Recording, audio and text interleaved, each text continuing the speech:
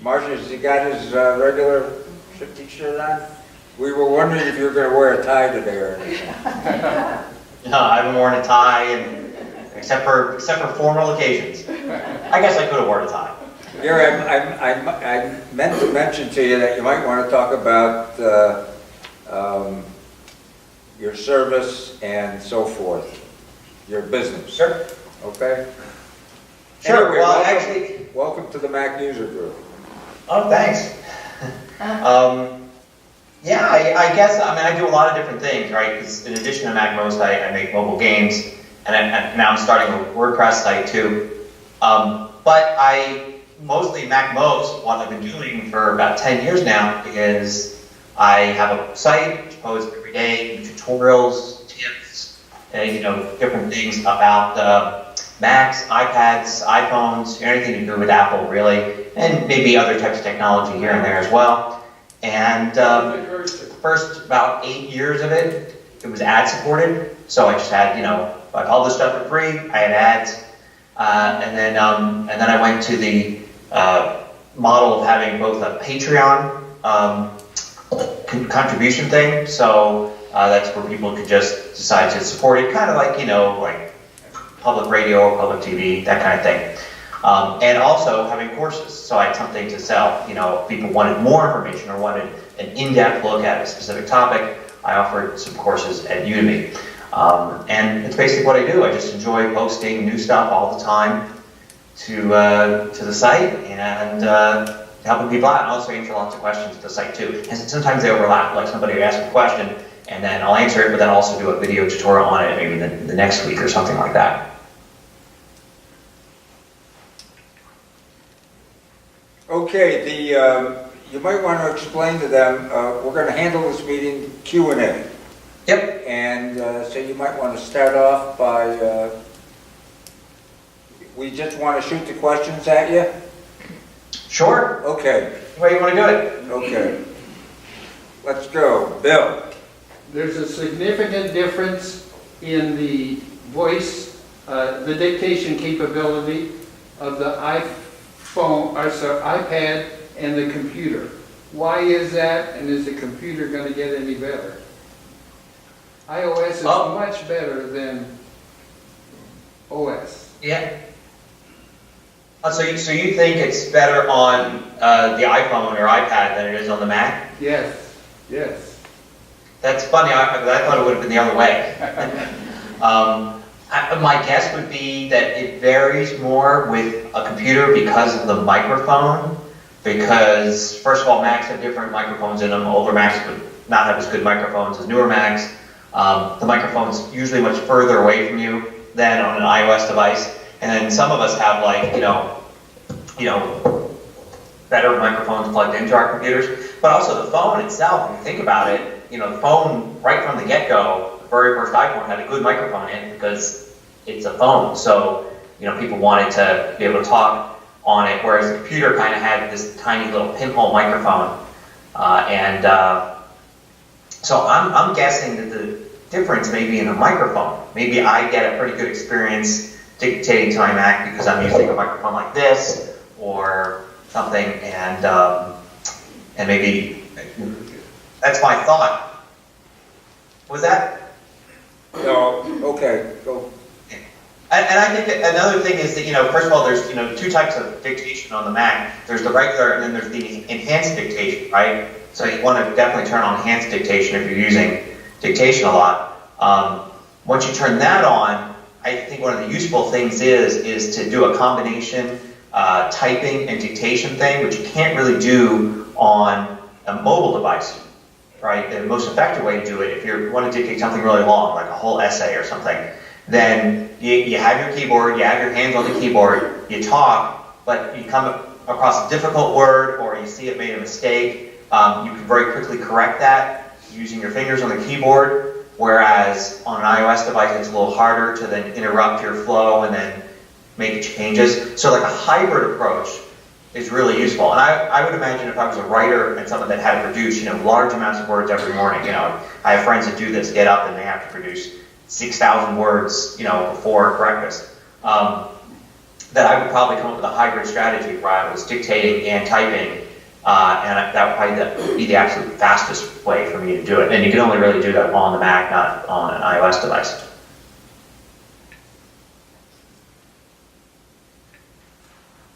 One second.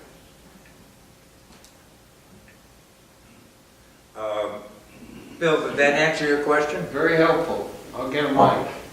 Yeah, probably that'd be your easiest thing. Yeah, along that line, the same question, distance to the microphone just makes an enormous difference. Whether it's 6 inches or 3 feet is just going to affect sound quality enormously. Mm-hmm.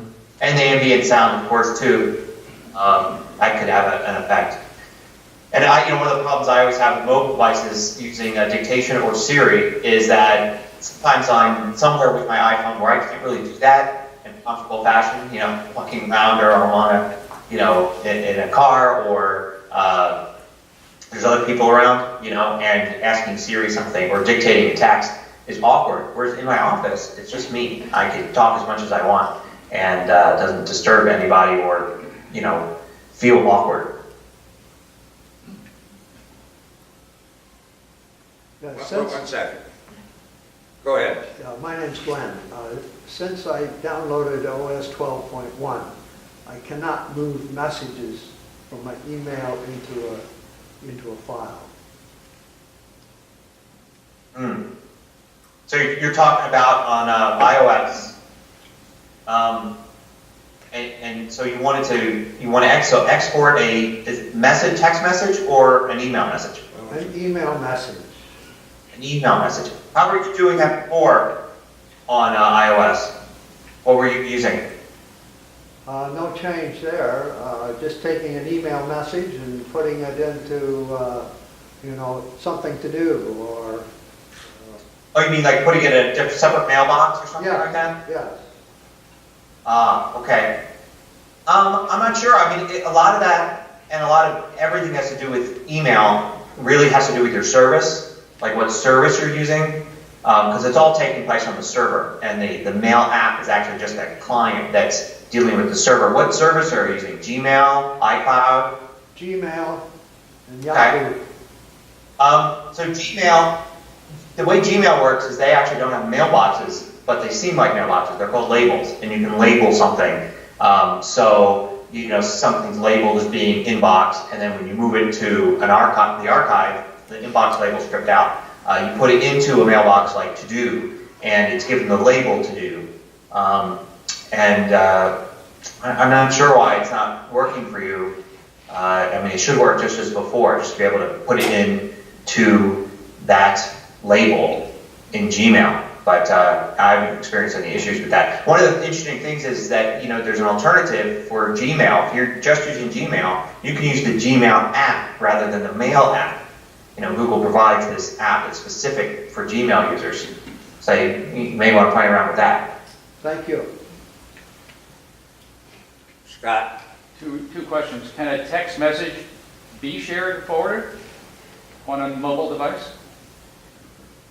Yeah, you could definitely forward a message. I think there's an option. Let me see what it looks like here on my phone. If I look at a message here, I hit the More button. Yeah, I select a message, like the last one I got from somebody here, just hold it, and then I get Copy and Speak and More. And if I tap More, then I'm able to select multiple messages if I want. But one of the buttons at the bottom, there's a trash can, and the other button is a little forward button. And then I can forward it and say who I want that message to go to. Of course, copy and paste probably works just as well. Right. Okay, thank you. And a question related Go ahead. to the former question about dictation. When I'm voice dictating on my Mac, I say stop dictation and it stops dictation. But that same command on my iDevice, it types out stop dictation. Yeah, I think iOS just waits for a pause or for you to, tap the screen. It's a little different. Yeah, it's definitely one of the ways in which Mac is a little bit better there in dealing with it. I don't know of any other way to signal that you want to stop dictation rather than tapping or just pausing long enough for it to realize that you're done. Thank you. Yes. Yes, I have on my calendar, on my phone and on my Mac, every time there's a holiday, it's listed twice, and I'm not given the option to delete either one, and I don't like that. Is there anything I can do? Yeah, Yeah. that's a common, I bet you that there's a lot of people in this room that have that same problem. That's a good, Yeah. I'm glad you asked that question. Yeah, that's a good question. Yeah, my guess would be that you have multiple holiday calendars there. So on your devices, look at your calendars. It's different on an iOS than on a Mac, but like on the Mac, you could bring up the left sidebar and it shows you a list of all your calendars. And like I have one under other called U.S. holidays.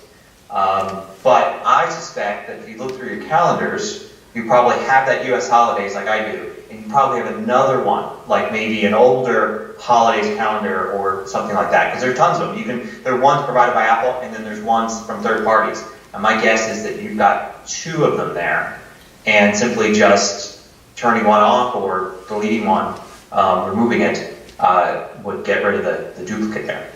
Okay, and then also holidays. Wait a minute, what's that?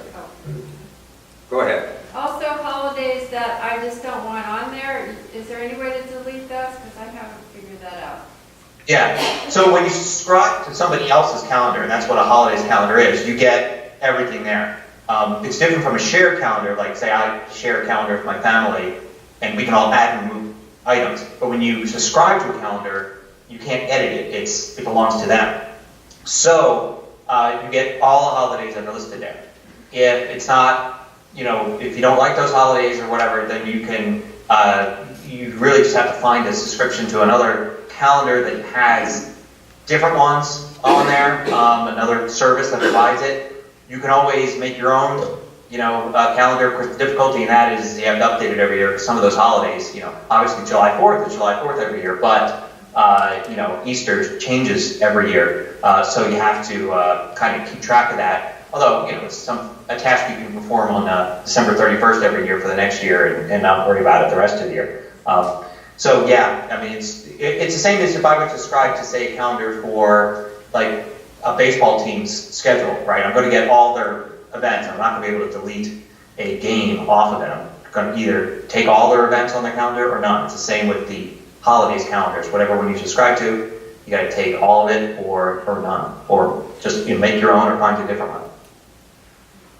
Okay, so I didn't even know I was. One second, let me get it back off of you. Okay, go ahead. Okay, so I didn't even know I was subscribing to one. I'm just a very novice with all this.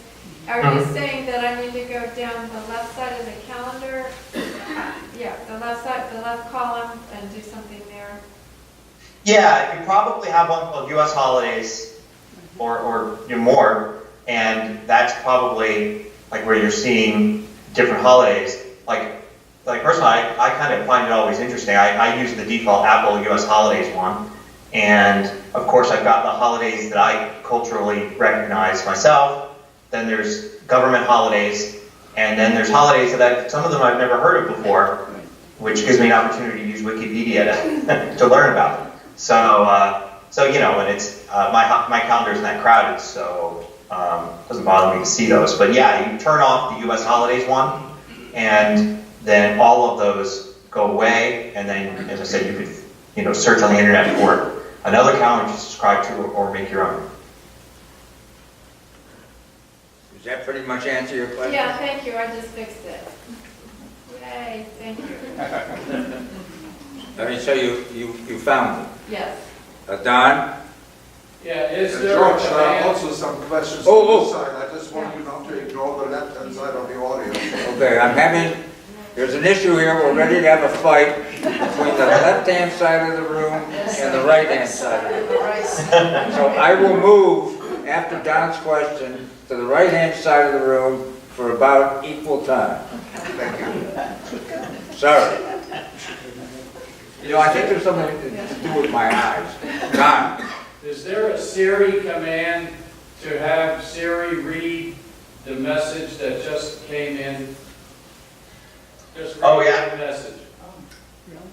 Yeah, no, definitely. I do that all the time. I mean, with Siri stuff, of course, it's not just ever one command, because it's, you could do it different ways. But I always, when I'm biking or driving, and if a message comes in, I usually, ask Siri to read me that message, or read me the last message, or read me the last message from my wife, or something like that. And then Siri will, read you that message. Usually it says, I have 2 new messages, and then, reads them. So you experiment for what works best for you for getting that last message. And then, of course, you can respond to the message, too. So I can sometimes say, respond to my wife, or, and I can dictate a message. It's one of the best parts of Siri, I think. It always works for you. It does not always work. Does for it you. always work for you, was his question. I'd say 95% of the time works for me. Thank you. Okay, we're now, wait. Okay, we're now on this side of the room. We'll start right here, first row. Hi, I'm looking for a means to remove Kaspersky from my Mac. I've had 2 experts look at it and thought that they removed it, but they haven't. Kind of scary. You repeat the question? Can you repeat the question? Kaspersky, I'm trying to remove Kaspersky. When I originally bought my Mac, I didn't live near an Apple store. I bought it at a Best Buy, and they put Kaspersky on it. I realized I don't need it, but now I can't get rid of it. I believe it slows down my computer. My Mac, I should say. So I had somebody take a whack at it. They thought they removed it, and it keeps coming back, and I believe it's slowing. I think the question is, do you want to know what Kaspersky is? Yeah.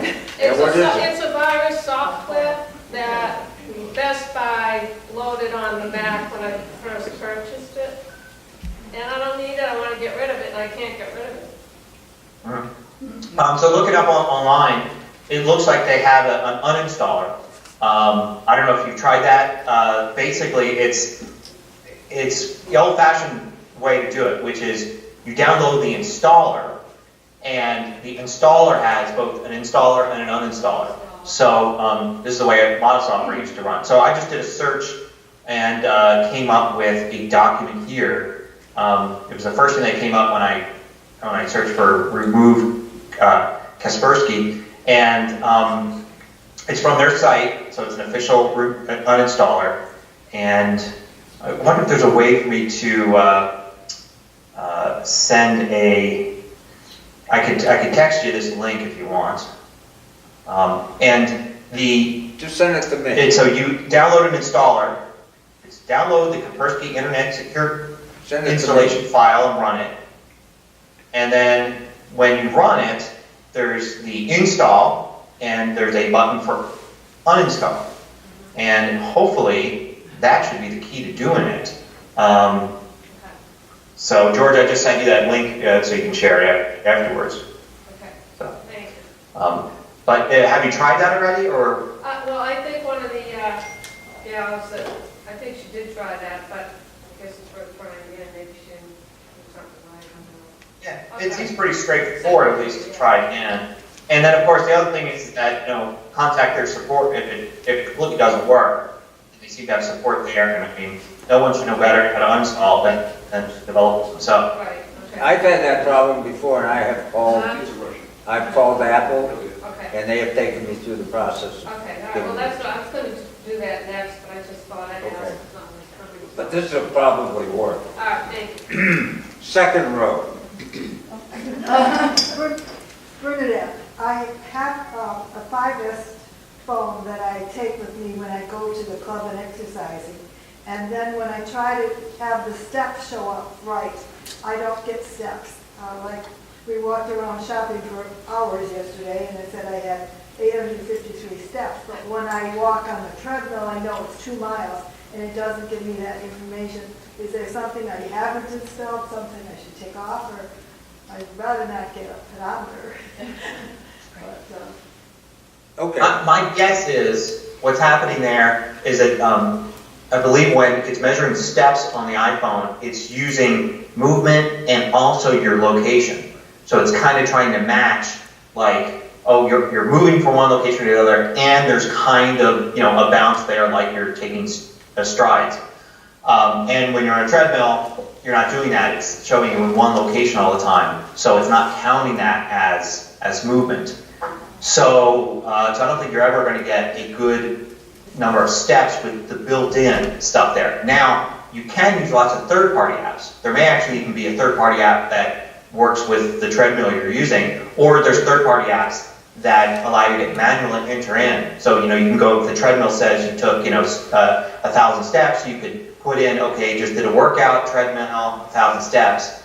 And some of those apps will just keep the information themselves, and then you can refer to that app to see how you've done. Other apps will sync with the health part of iOS and actually, add those steps next to your, the steps that it records. So you may want to look into third-party apps that might work there. If you're working out with other people, you may want to ask and see if any of them already have an app that they use and maybe recommend.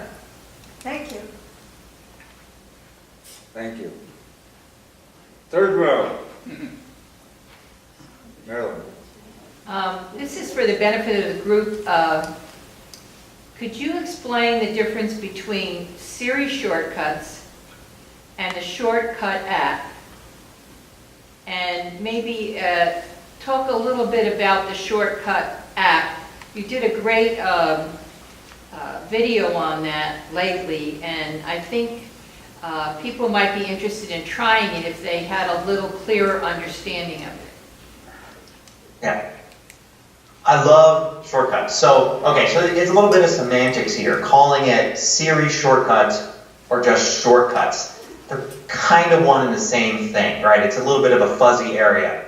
I like to call it Siri shortcuts because as soon as I say Siri shortcuts, you know I'm talking about using an iPhone or iPad and using the shortcuts app.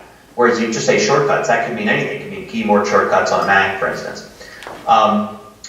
Shortcuts, there's a bunch of different types, right? And one of those types is if you look in your settings app under shortcuts, under Siri shortcuts, there's suggestions. So if it notices, for instance, that you're always texting your spouse, I'm on my way home, it's going to make a suggestion to be like, hey, make a shortcut that texts your spouse that you're on your way home.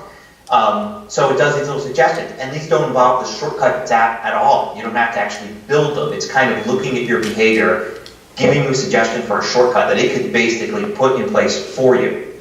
The shortcuts app, on the other hand, allows you to build from these building blocks different shortcuts. So you're basically programming. You're taking little commands and functions and things like that and putting them in an order and building your own. And that's really useful for stacking different tasks. So if you wanted, for instance, to add a reminder and text somebody and order a coffee at Starbucks or something like that, all in one, just basically one command and it does all three things, then you could build that in the Shortcuts app.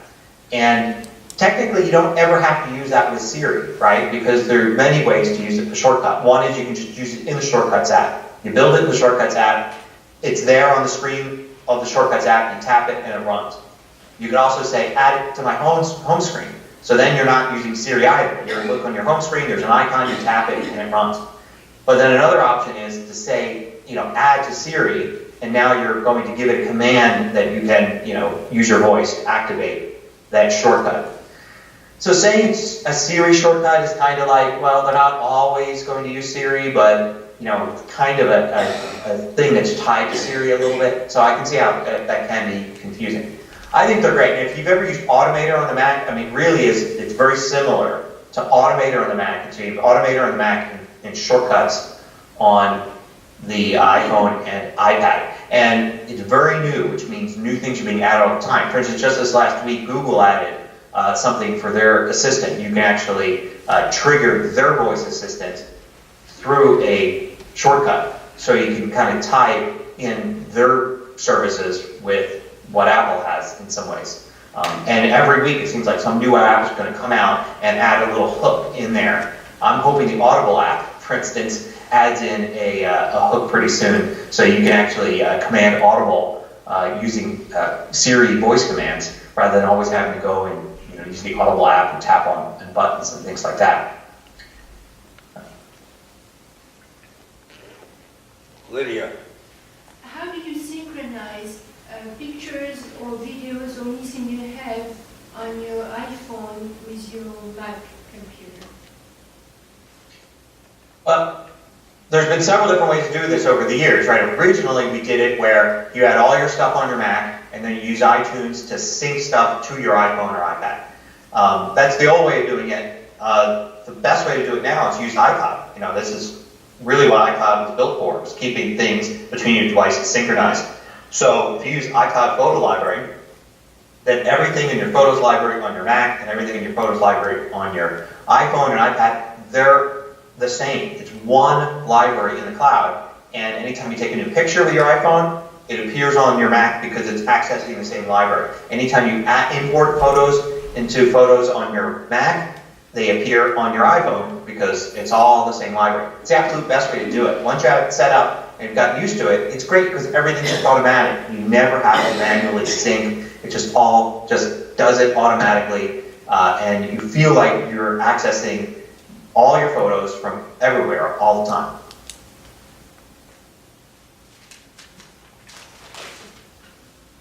I'm still on this side of the room. Anybody else left? Everybody covered over there? I thought I saw some other hand. Eckert, did you have a question? Okay, I'm going to ask a question. Any good suggestion how to eliminate duplicate photos? Oh, yeah. Well, this is becoming less and less of a problem actually recently because the latest version of Photos and stuff is really hard to add duplicates. I mean, if you try to import the same photo again, it's going to be like, you already have this one. If you're syncing things like, you're trying to import it on a different device, it's going to figure out that you've got a duplicate there, and it's not going to let you do it, or it's going to have you confirm that you want to do it. So it's really, I get this question a lot, but I used to get this question a lot years ago, and now I rarely get the question. And I've noticed too, when I make a mistake, like I import photos from my camera, and with a little card, I put it in, and then I forget to say erase the card. So the next time I've got 10 photos that I already imported, it's really difficult for me to make a mistake and import those photos again and create duplicates. But if you have duplicates, I really think the best way to get rid of them is manually because, photos are really important. And you don't want to delete them, delete them by accident or something like that. If you have photos in your regular photos list, just, use the Photos feature on the Photos on the Mac. So you're not looking at an album, you're not looking at moments or years or anything like that. You're just looking at photos. You get a chronological list of all your photos, and any duplicate would be right next to it. So because they'd be exactly the same time, and you can see when you've got the same one. So you can kind of go through really easily and see when you have that duplicate. And usually, if you have a problem, maybe it's a group of 30 or something where you have duplicates for all of them. And you can select the ones that you want and delete them. And then by doing it manually, make sure you get it done right. If there's a lot of them, you just do it over time. You do a few here, a few there, and after a few days or, a couple of weekends when you've done a set of 100 photos or something, you get through them all. And maybe at the same time, you can clean up your photo library, make albums, make everything kind of arranged the way that you want. And hopefully then once you get rid of those older duplicates, you won't have the problem again, since the newer versions of Photos makes it really hard to have a duplicate. One thing I should add though is sometimes people think they have duplicates when they actually don't. Like I commonly get a question like somebody will say, oh, when I look at my photos list, I see a photo. And then I look in this album and I see the same photo. And excuse me, they don't realize that, of course, there's just one photo in there, but an album is like a playlist. It's like a group of photos, and they're just links to the original photo. So make sure you're not, in a situation where you think you've got duplicate photos, but you really don't. Back when they used to have the camera roll, right? You remember I get questions all the time where somebody would say, I see the same photo in my camera roll and in my list of all photos. how do I get rid of the duplicate? And they didn't realize, of course, that it's just one photo. It's just different ways of viewing your photos. Camera rolls, your most recent imports, and the photos list is all your photos. The photo's only there once. George, may I ask one additional question? Yes. I just noticed that I have an older iPhoto library, which is, and now I would like to merge that one with my photo library. Should I do that through iCloud or which one, or any other way? That's a tough one, because it really depends on the circumstance. Yeah, I would, if you open up that older one, well, I don't even know how I do it now. I mean, you could just export all those photos, and, have them in a folder, then switch back to your regular photo library, and then drag and drop them in, and bring them all in to your current one. Of course, that gets rid of if you organize them in albums or anything like that. I'm trying to remember if there's anymore if there's an import function in photos. I don't believe, well, let's see, you can do file import, but that's just going to import regular files. I don't know what happens if you were to select, say, a photo library. I don't think it lets you. I do have a photo library here, an archive, if you want to happen to know where it is. And let's see. Now I thought I knew where it was, but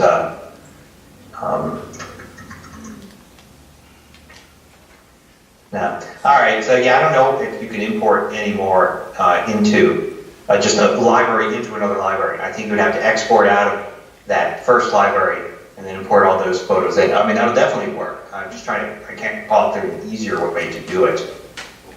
George, a follow-up on that? Yeah, go ahead, Marilyn. On the Photos album, on the Photos app, one of the albums is the iPhoto events, and then when you go to iPhoto events, you can get all the photos. Isn't that your old iPhoto library?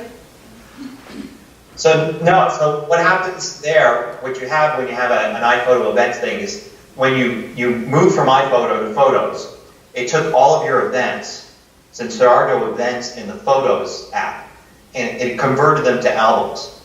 So what you should be seeing there is a folder that has albums that are made up of what the events used to be. So, they're just albums. You don't, if you delete the albums, it doesn't delete the photos are still in your library. Or, if you liked those events, you could just leave it there. It doesn't hurt to leave it there. Or you can move them out of that iPhoto events library and use them as regular albums. Any way you want to do it. But that's just part of the conversion process. Since, Apple didn't want to upset people if they were used to using events to organize things, then, you still had those events when you did the conversion from iPhoto to Photos.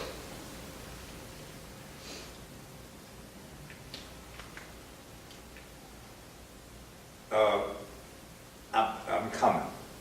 Eckert, I have some software at home, I think that I used once to combine libraries. And I'll take a look at it again and see if it still works. Is this an old iPhoto library? Yes. It's not a photo app library? No, it's an old one I just discovered accidentally, and I found photos in there that are not on my present photo library. So I'd like to merge them. So is it a photo library or an iPhoto? Yeah, that's an older iPhoto when we had the iPhoto app, which was discontinued a couple of years ago. So why don't you open it with Photos? Won't it upgrade the library? Not if he's already got a library set up, right? Yeah. Well, what'll happen is you could open that one up and it'll convert it, but it still won't merge it. You still have two separate. You still have two separate, right. Yeah, this is what you'd have to do. But then I'm suggesting you open up the old one, it converts it, and then you export all the photos, and then now you have those files, and then you can easily drag them into your, switch back to your current photo library, and then you can easily drag them in, and just add them. All right, you guys are turned off now. First. Yeah, I had a question about upgrading to Mojave. I'm using my Mac is 4 years old. I usually keep a Mac for 8 years, so this is new for me.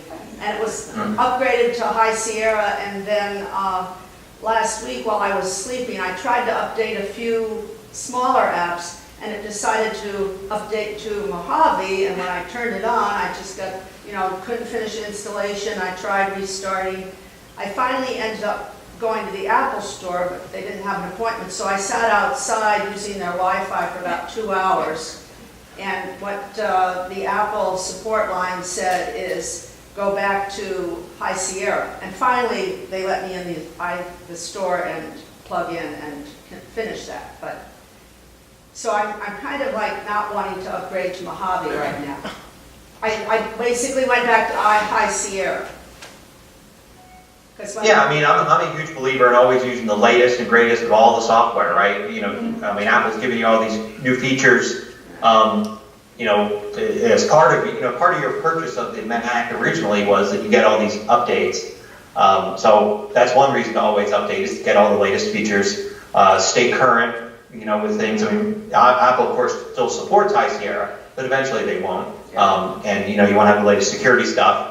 And then software too also will use features that are in Mojave that, right now it's not a big deal, but eventually you want to be, you don't want to, if you stay with High Sierra now, you pretty much are saying just staying with High Sierra forever. Otherwise, there's no reason not to upgrade now to Mojave and get all the, dark mode and the dynamic background and, all sorts of new little options that you've got now in Mojave. So it sounds like there was some issue when you tried to update. Maybe your Mac just lost its connection overnight or something in the middle of the update or something like that. Yeah. But I definitely, all my machines are always updated to the highest level they can, and the same with all the software on them. Well, it just crashed and burned, and I tried twice. And Crashed. so now I'm hesitant. Next question in this room. Second row, third row. I have 2 questions. The first one is there any way to schedule messages, like I can schedule emails to be sent out, I can sit down and schedule them out for the week. Can I do that with text? No. I mean, there are services that do this, that professionals use, that allow you to do it. And they're online services, right? They're not things that run on your Mac that I've ever seen. But no, I've never seen a simple, easy way to do that. You can set reminders for yourself to send these things out. But I don't know of any way to schedule a text message to go out at a certain time, just like on a personal basis, just like you sending to a friend or something like that. I don't know any way to do it. I've seen the pros do it, definitely. There are services out there, and you could do all sorts of scheduling for things. I mean, that's how we get messages from, companies. If you ever get like updates, my insurance company sends me text messages, my healthcare insurance company sends me text messages all the time about, get your flu shot, that kind of thing. And certainly those are scheduled things, but that's kind of on the kind of software as a service level, type of thing that professionals use. So I don't know of anything personal to do it. That was just, a friend has another kind of phone and you can do it, so I wondered if iPhone did that, but anyways. Yeah, it probably comes down to if you're on an Android phone, right, a lot of the security that we've got stripped away. So you could basically, on an Android phone, you could do things like build an app that would access your text messages, right, and read them and send them. Now you can see there's a security issue there, right? If you download an app that now has access to your text messages, what's to prevent that app from, say, spamming all your friends? Really nothing. So Apple doesn't allow that. On Android, you can do pretty much anything. So there's really nothing to prevent an app, a malicious app, from going out there and just spamming all your friends, like, on Black Friday about a sale at, some website or something like that. Apple tries to avoid that by sandboxing things, saying apps cannot send text messages, apps cannot, access your private information, all these different things. So that's why it's available on other phones, but not on the iPhone. Do you have another question? Yeah, I do. One other question. One day, all of my notes disappeared, and then I had a computer guy help me, and some of them came back, but they didn't all come back. and they're not all synced on, each device has different notes on it. So I've lost passwords, I've lost a lot. But what did come back, it's different on the different devices, and I just checked settings, and I have under iCloud, I have notes, you know, on that it would sync. So I don't know what else I can do. Are they on all devices? I'll check. I'm not sure. I'll check that. Okay, And well- I'd love to know how that happened, but I don't know if there's any way to avoid that happening again. It sounds like kind of a fluke. I recently had something similar happen when of course I mess around with my machines a lot, as you can imagine, to test things out and try new things. So I was messing around with my laptop and changing some iCloud settings to see how they worked. And I ended up I ended up having all my reminders were empty. All my reminders lists were there, but they were empty on my MacBook, but on my my desktop Mac and my iPhone and my iPad, everything was there. And the interesting thing I found is that if I just updated each list, like I added an item to each list, suddenly it triggered it to update. So, little things like that happen. I don't know what caused that to happen on my MacBook. It basically thought it was updated, so it didn't bother to check to see whether the list needed to be updated, and just pushing it a little bit. I wonder in a situation like this and whether that works as well, like, just updating a note would then force it to sync across all your devices and update another note. I mean, maybe. It's the kind of things I try when I see a problem like that, but, there's no way for me to really guess what caused that specific issue that one time. Jim? Gary, as recently as maybe one operating system ago, it was real easy to create ringtones from your iTunes library. It was basically you drag the song into GarageBand, you edit it the way you wanted, and then you just sent it and told it to use it as a ringtone. I just recently went back to try to create a ringtone, and I couldn't figure out how to do it on my Mac. I don't have Mojave yet. But I did find a YouTube video that was really a convoluted set of steps on the iPhone to create the ringtone. Can you tell me what happened, why they took that ease of creating one of these things away? Yeah, I can't remember exactly. I know exactly what you're talking about. It actually isn't that hard to do it. And I thought I did a video on it. I'd say the last one I did was 2017, around April. So I'm thinking I did one even more recently than that. Just searching now for it to refresh my memory. Let's see. Oh, somebody asked it in a forum. Let's see.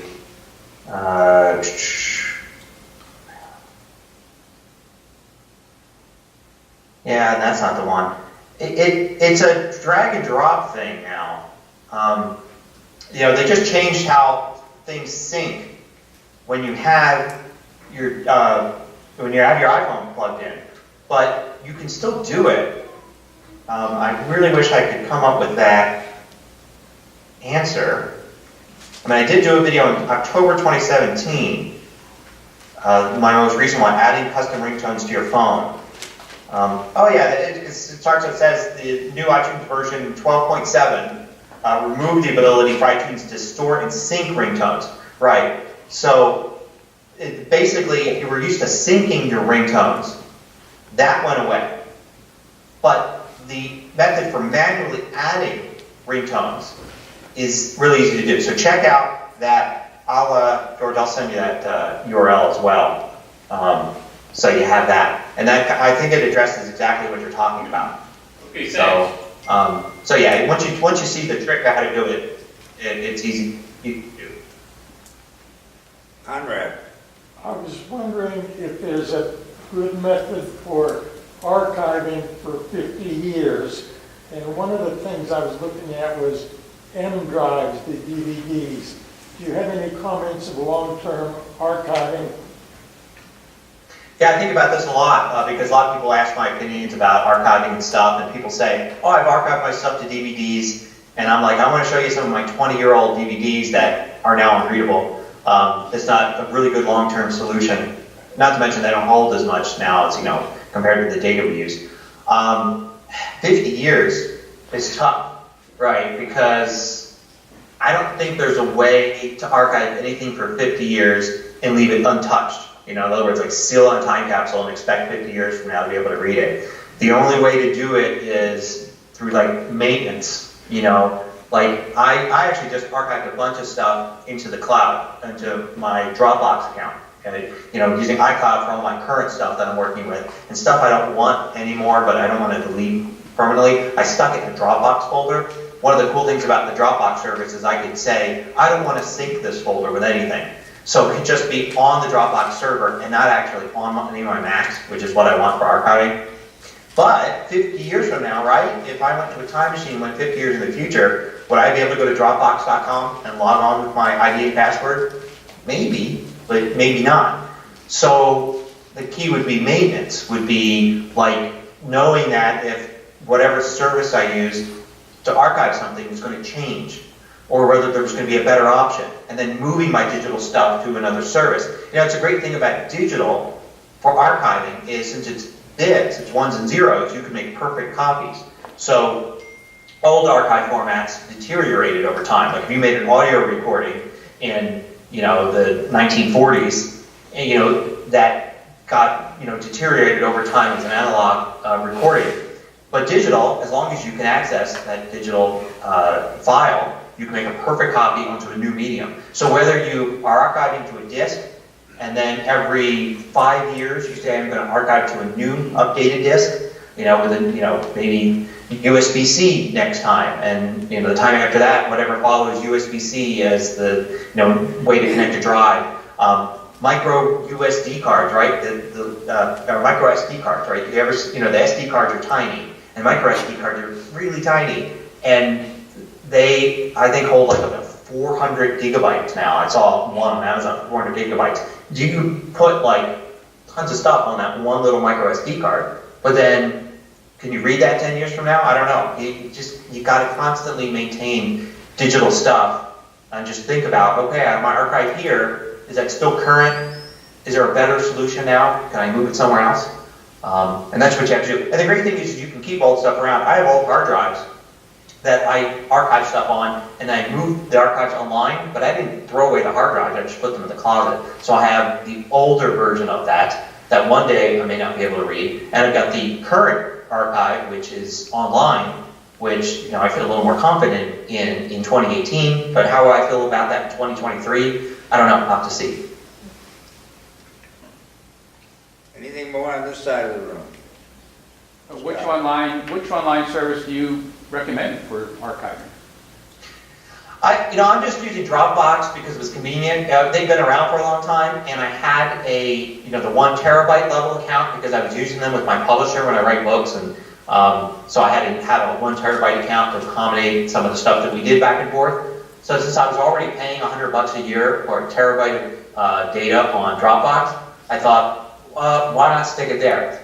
But I don't know if it's really fundamentally any different than, say, using Google Drive or Box.net or any of those. Dropbox.com has been around for a long time, so it makes me feel good that they had such longevity. I actually have my own servers, right? So I could technically just archive the stuff on my own servers and then not rely on anybody. But even with my own servers, I don't keep a server for more than 2 or 3 years. After 2 or 3 years, my server starts to feel old, right? It's got, it's a co-located server, at a company, but I want the newer stuff. I think the last time I updated, I went from a standard hard drive to an SSD. So every 2 or 3 years, I'm going to update my server, and if I have an archive on there, I'm taking that with me every time I update the server. Again, it goes to the maintenance kind of thing. You have to keep maintaining your data archives, but at least there's a lot of options out there. So if you have something already, maybe use that. And if not, I guess Dropbox.com is a pretty good option. $99 a year for a terabyte. Thank you. Any more on this side of the room? Yes. Yeah, just a quick question. If I have Word documents on my desktop, is that secure, or can somebody hack in and Like if there was client information, if I made a file and put it on my desktop, is that secure? There's really no difference between, where it is on your machine. Desktop folder, your documents folder are just two folders in your user account. So they're just as secure as your machine is. If you're using cloud, iCloud, desktop and documents, of course, they're secure on Apple servers because they're encrypted there. And you need your Apple ID to get in. So on the one hand, if you're not using iCloud, make sure you have a secure password for your computer, right? Your computer password that you log into. If you're using a mobile computer, like a MacBook, make sure you're using FileVault. And you probably are. That means if somebody gets a hold of your MacBook, like they steal it from you, and they pull the drive out, and they stick the drive into an enclosure and plug it into their computer, they can't just read the files there. It's all encrypted. Without FileVault, all the files are just there. But FileVault means the whole thing's encrypted, and without your password, they can't actually decrypt it. If you're using iCloud, then make sure, of course, your iCloud account is secure, because anybody that can access your iCloud account can access all your files. So that means, number one, of course, having a good password, but also, number two, using two-factor authentication to make sure that it's virtually impossible for somebody to break into your iCloud account.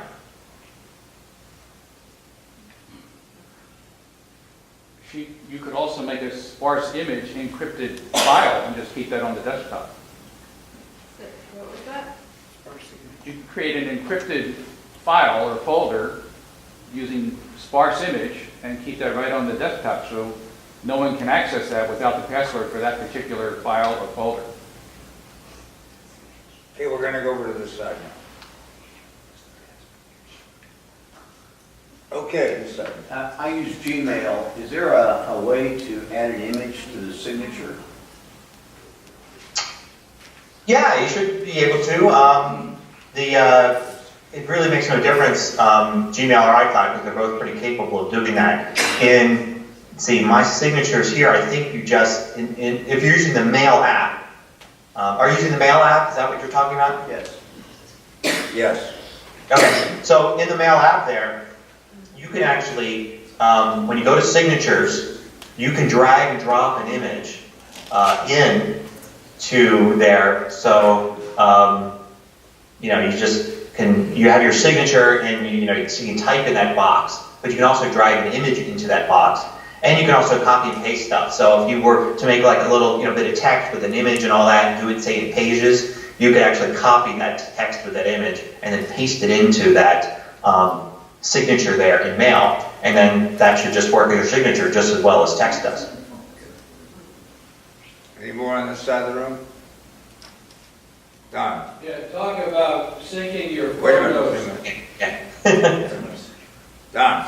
Syncing photos, I will take hundreds of photos of a specific event with my Nikon. I put them on my Mac, I process them, maybe mail them off to somebody, but I don't want those on my phone or my other devices. So is it possible to only sync the stuff that's from my iPhone and iPad and not the other stuff? Yeah, there are a couple. One is they use different libraries. Like I would definitely suggest this for somebody that's doing like professional stuff. Like say you're photographing events and then you've got your personal stuff. So you just switch to another library, bring all that stuff in, that you're for an event, and then when you're done with that, switch back to your personal library. And that way you keep your professional stuff separate from your personal stuff. That's probably the best way to do it. You could always use another app. I know some professional photographers that use Photos for their personal stuff, and then it syncs with iCloud, and they'll use like Adobe Lightroom for their professional stuff. Not because they like one over the other, but just because it's nice separation for them to keep one on one cloud service and one on another cloud service. So there's options like that that you could use. Otherwise, Photos is really just going to sync everything that you've got. And it just keeps it all as one library, which is part of the beauty of it, not having to think about it, just automatically having everything there.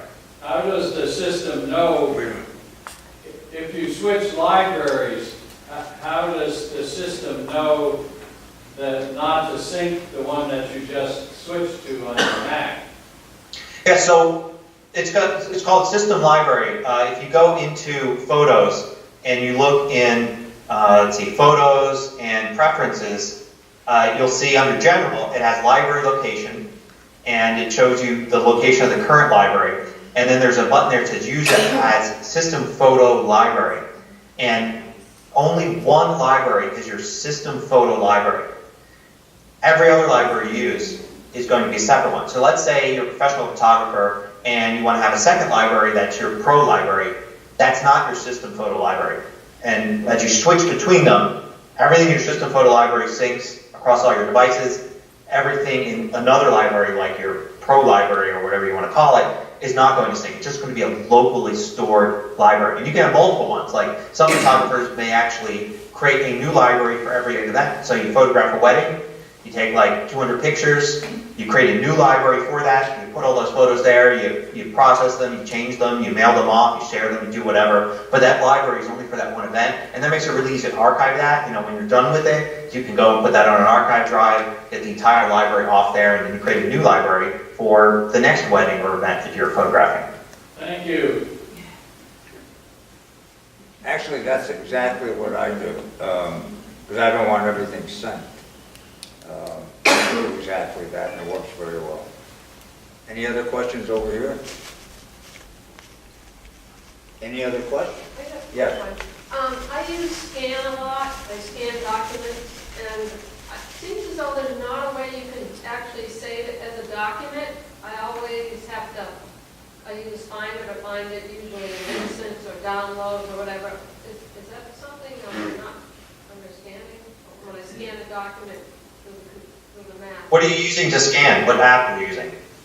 I go to my printer, and I just do the scan, and I put it on, I mean, I go to my printer, yeah, in the system preferences, if you will, and I find my printer, and I initiate it through there, and it seems like I can't get an option to just save it as a document.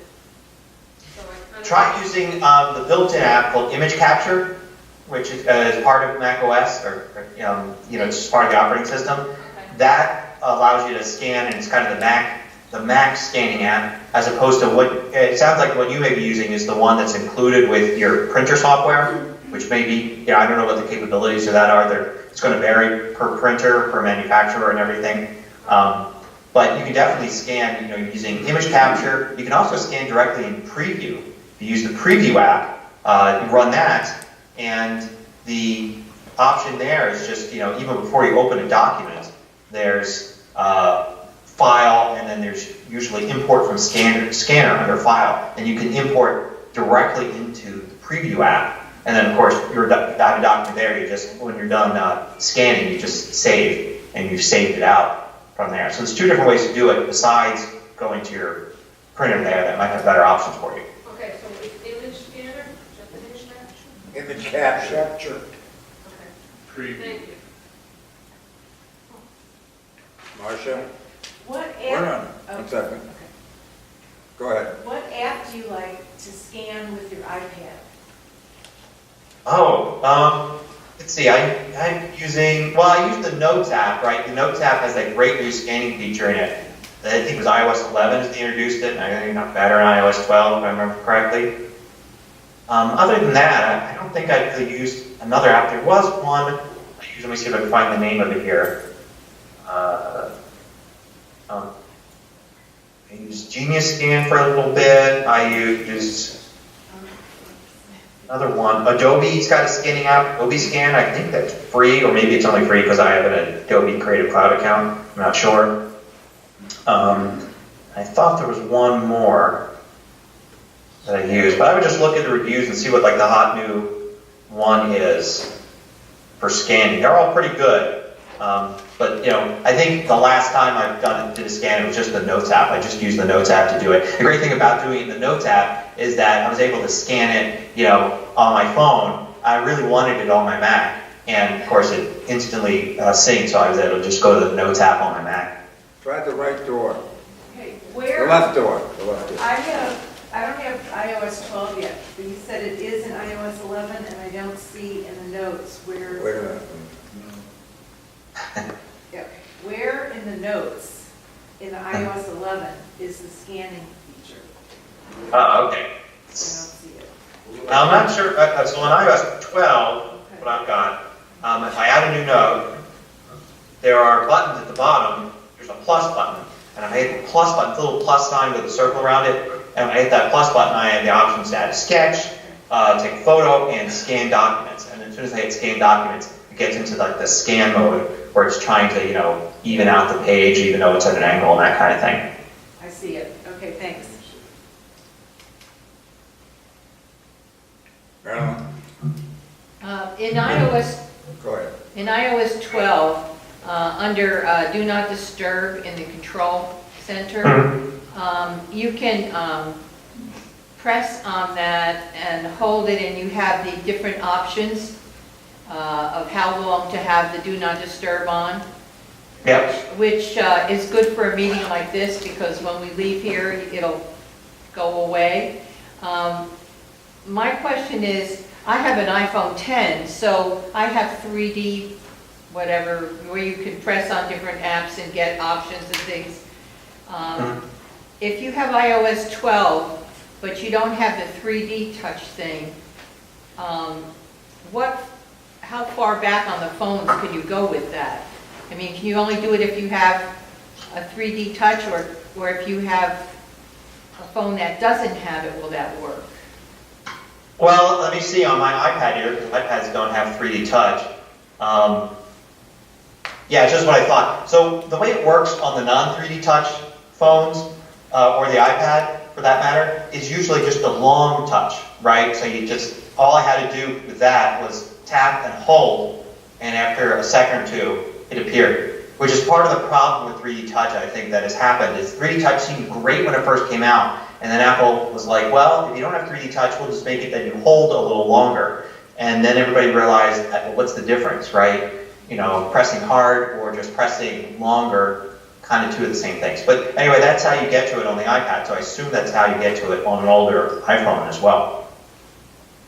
Thank you. I think we had a hand over here, but we're going to wrap it up. Anybody else? Yes. You talked about using your phone in your car and having messages read to you.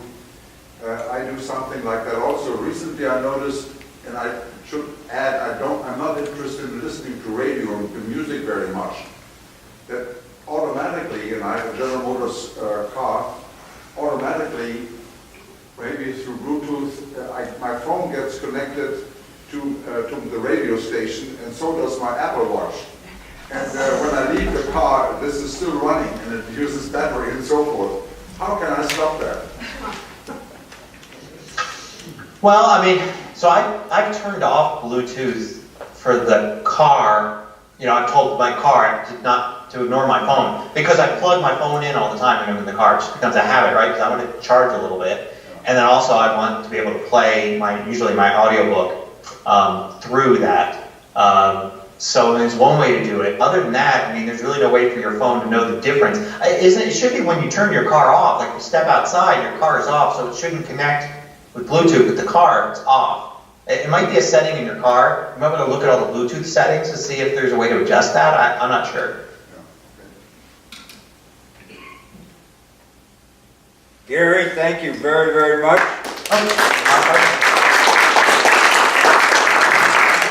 Gary, can you plan to be with us every Wednesday for the rest of the day? No, we really appreciate it. As long as I get the same weather you got out. Come on down. Where is he? Oh, he's in Colorado. Yeah, it's actually a beautiful day today. It's probably close to what you got there today. But usually no. Usually during the winter it wouldn't be anywhere close to the place. Yeah, we're having a cold day today. It's actually 61 right now. That's exactly what it is here. It's 61. Colorado and Florida. All right, well listen, thanks a million. Sure, my pleasure.